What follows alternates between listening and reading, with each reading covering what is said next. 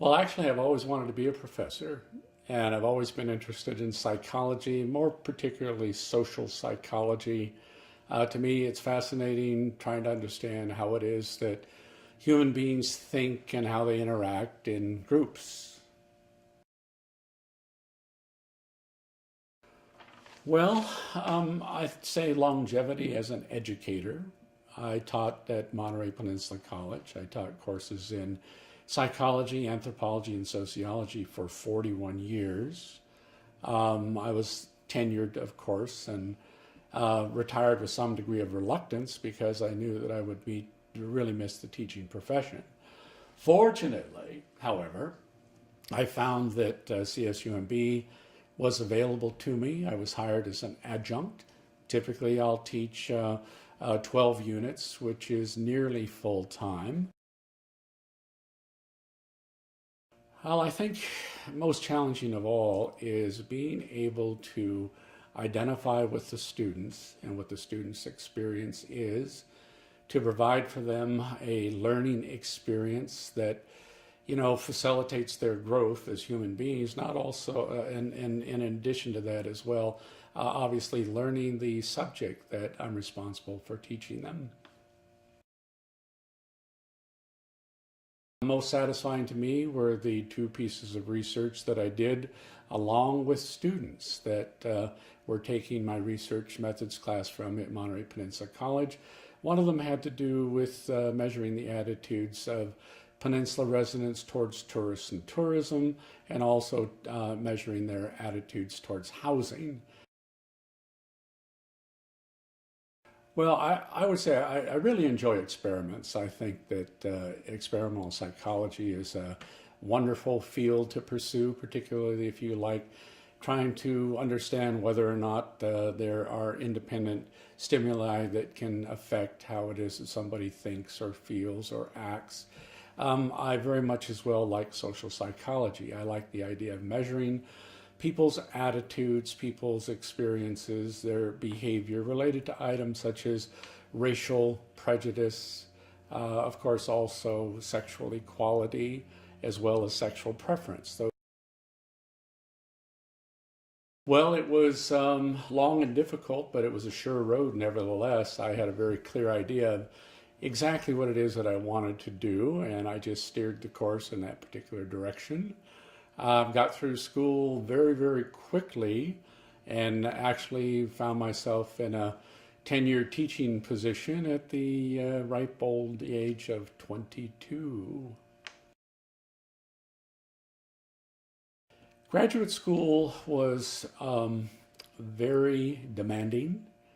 The workload in terms of reading things, not in terms of the secondary analysis and the form of textbooks and what people have written about great theorists in the field. You're actually reading the work of folks who, carved out the field. You're reading them in terms of the primary sources. Lots and lots of work, many, many texts assigned to each of the classes. A lot of competition between people who are in the graduate program. But besides the competition, there was also what you refer to as a camaraderie. And in terms of working with a small number of graduate students, which typifies most graduate classes, I was able to form friendships. I was able to find somebody to commiserate with in terms of the experiences that all of us were having, as we were in many cases overly worked or worked to death.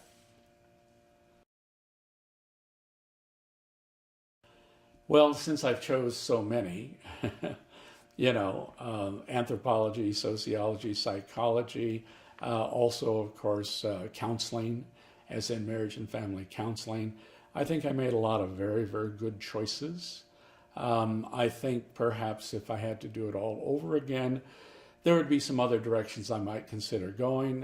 History is very fascinating to me. Political science is very fascinating. But my passion, I'd have to say, out of all the things that I've ever done, is really anthropology.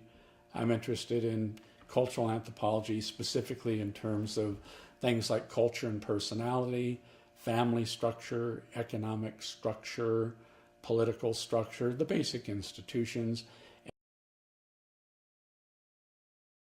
Well, the answer to that is I've pursued a lot of degrees. Social psychology is what I consider myself to have the most expertise in, particularly things like family therapy, dealing with couples and families. That's one of the more interesting areas.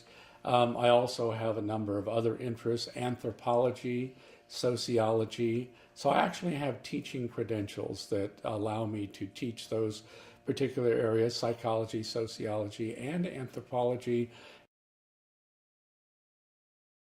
I would say what I've learned for the most part is I've learned that people can be and are very, very resilient.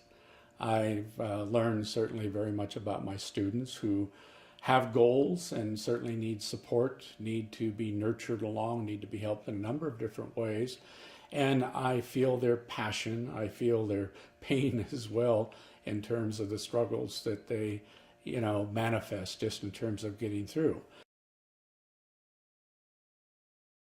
I would say to not listen to anyone who has anything negative to say about what they consider to be the reality that once you graduate, you will have difficulty finding a job and making a living.